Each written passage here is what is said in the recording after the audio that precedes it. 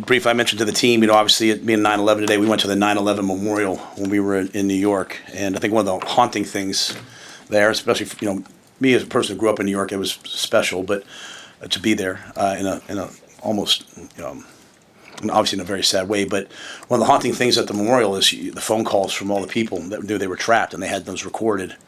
So I just encourage our guys to make sure that if there's anyone that they needed to call, like they hadn't made amends with, or just people telling they love them. I said, hey, let's take today and make that part of our legacy. Especially, obviously there were a bunch of tragic events yesterday, so I just encourage our guys, just to call, text, call home, tell people you love them, and so just to make sure my family and all the people I've coached know how much I love them. So I wanted to start with that, and then also want to congratulate all the people going into the Nebraska Hall of Fame this weekend. Obviously, one being Brett Maher, and they're all special, but Brett obviously has done a great job coaching for us, and he continues to do a great job coaching for us. It's been awesome having him. He was all Big Ten's both a punter and a kicker, yes? Yeah, so that's hard to do. So, he's making a real mark, so I'm proud of him as a coach. So with that, I'll take whatever you guys got. I guess you mentioned 9/11. What were your memories from that day? Yeah, I was at UCLA at the time, and I remember I was driving in. I had like a Honda 250 scooter type thing, and I was driving in, and I don't remember how, somewhere along the way I stopped and I heard the news that a small plane, but I obviously have a ton of friends there and people working working down there in the financial district and all those things, and so I just remember the helpless feeling of being in LA, watching it on the TV that was in the main area of the UCLA football offices, and just very surreal. I remember the team voting, whether we should practice that day or not. Something any of us had a real idea of just how significant of an event it was at the time, and just how lonely and homesick I felt. And obviously, then the plane goes, Flight 93 goes down in Pennsylvania. My parents were there at the time. My sister was there. That's not too far from my grandmother and all those people. So just obviously a lot of personal ties, and you're on the West Coast and you feel so far away. So, but yeah, obviously a tragic day. And my wife's sister Cheryl passed away on TWA 800, which unfortunately went down over the coast of Long Island. And Father Michael Judge was a tremendous source of comfort for Julie and her parents and her family. So at that time, you really saw almost the invasive nature. When that happens, you have 200, 300 cameras on your lawn, and you're going through the most amazing grief. She was part of the French Club from Montoursville. I think 21 people from the town of Montoursville perished on that flight. And but Father Michael Judge in New York City was a tremendous source of spiritual. I don't know what the right is. I don't know the right word. I wouldn't do it justice. He was there for them, and so he meant a lot to their family and to Julie's family. And at the time, Julie and I were just starting dating, right? And he perished in. He was the priest that went in to begin to be with all the workers that were working in the towers. The rescue workers, and he perished in that. So. I remember this past year, they have the reflection pools outside 9/11, just going and walking around it, finding his name. I remember Ron Brown was doing the same thing because someone he went to college or high school with passed away. So just seeing those names and seeing that legacy, and but for Father Judge, just how much he meant to Julie and her parents. It was just brings those things to life, make you have this terrible tragedy, and then it's in the most public way, how hard that was. So I thought on our trip, I've never been probably more proud of our team than when we went there. That's a memorial. It's not a field trip. And our guys, I thought they showed tremendous respect and interest. Not many of them were alive. I think only Javen was alive. I remember Ty Robinson telling me he had just been born, which made me feel old when that happened, when we had the 9/11. But so that's just kind of some of my memories of it. It's well to talk about not letting up last week and into this week. Has the team responded the way that you would hope to? Has the attention to detail been where you'd want it? Yeah, and not letting up, that's probably an outside thing. Like for us, we're just trying to get better. It's all continue to improve. There's so many things we have to improve Before every accident, there was a warning. There's all these things on tape. If you just remove the emotion, you're like, gosh, that's not good enough, and that's not good enough, or that's better than I thought. So we're just trying to be very surgical. So this was a week about improving to get ready to play Houston Christian, and improving to improve our football team. And so I felt this week that everything got better, but you never know till Saturday, right? You never know till Saturday, right? It'll be our first day game, which I know that question was asked earlier, and you have to get up and you have to wake up ready to go on morning games. One of the reasons that the video went out of what I said at halftime, which I meant. And one of the reasons I was happy it was out, to be quite honest with you, is because I want that standard set. That's what that's how you're supposed to play. You go back to remember my first year, we beat Louisiana Tech. We beat them somewhat convincingly, and then there was a rain delay. And we went in for the lightning delay. We went in for the lightning delay and came back out, and they scored a touchdown. I was just like, man, where is the killer instinct on us? And so that's not something you just have. Like, you have to be good enough that it matters. Like, you can have all the killer instinct in the world. If you're not very good, then it doesn't matter. But I think we've been building that, and I just was really pleased that they did it last week. But this is a whole new game. I go into every game thinking, hey, let's win this game 17-16. Like, expecting a battle.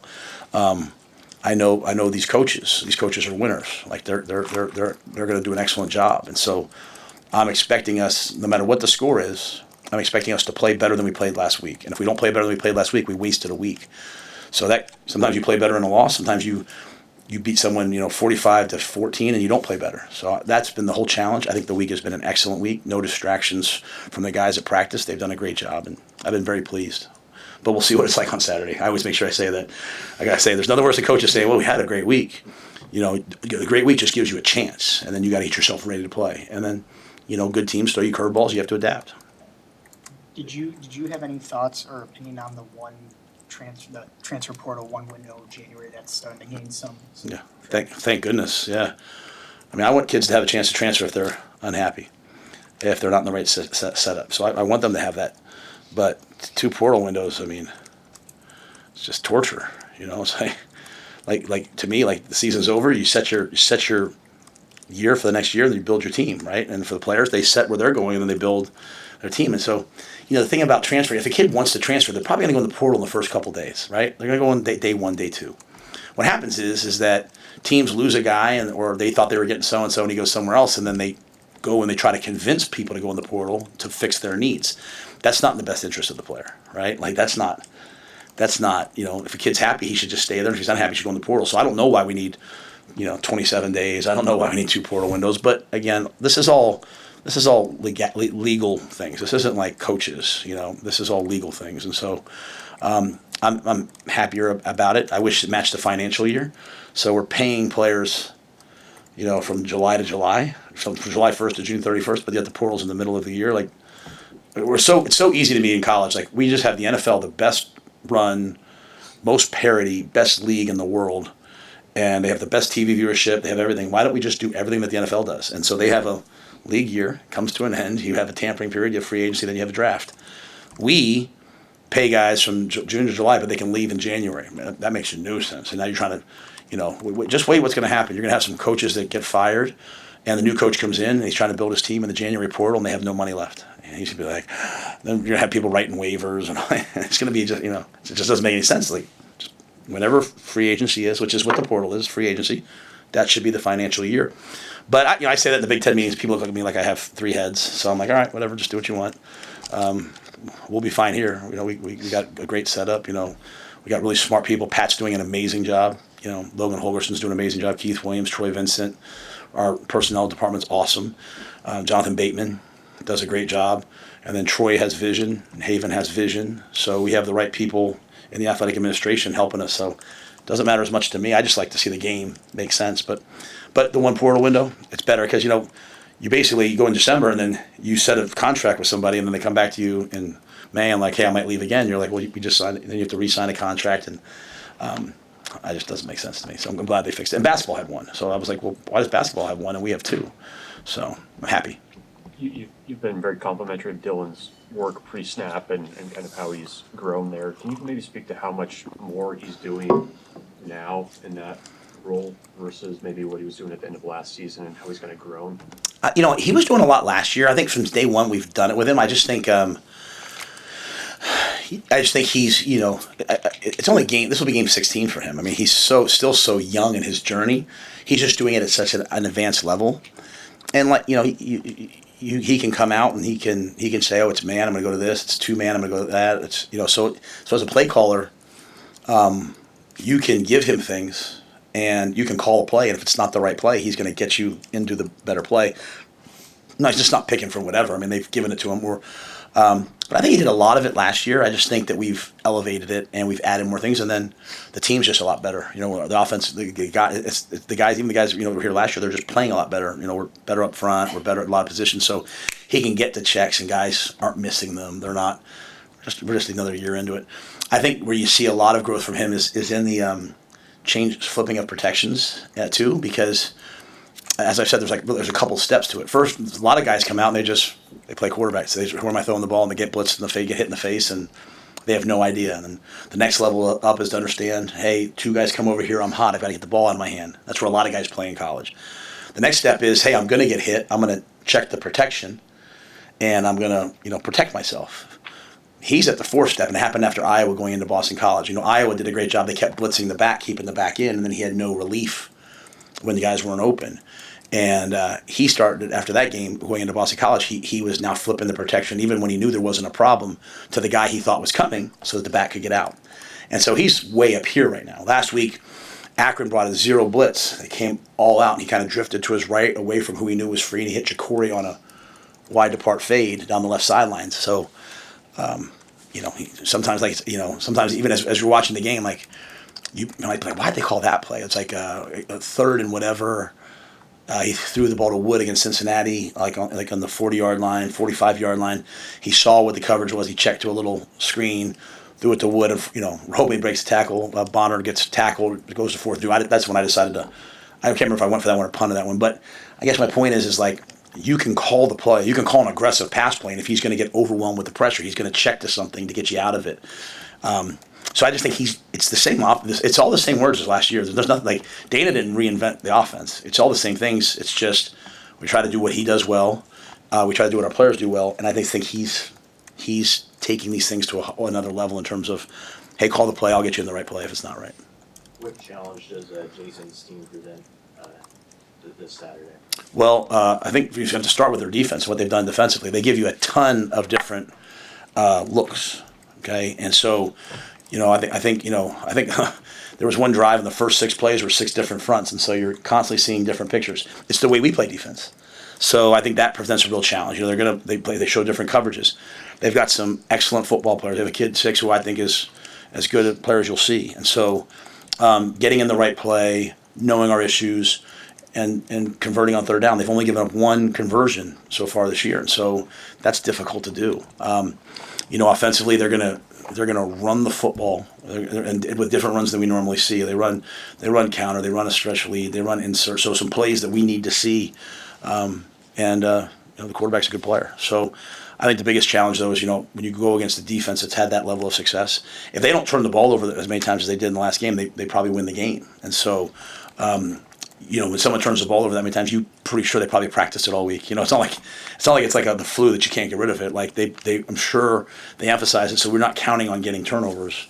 We're counting on having to play great defense and sustain drives, keep people out of the red zone, touchdown, hold them to field goals, and so that's been our overall emphasis the whole week. And we have to do just for us. We have to do a better job of getting to the quarterback. Now the teams have been getting rid of the ball pretty quickly, but we've got to get to the quarterback when it comes down to those drop back, long yardage, or if they decide to just make it a drop back game, we have to be better.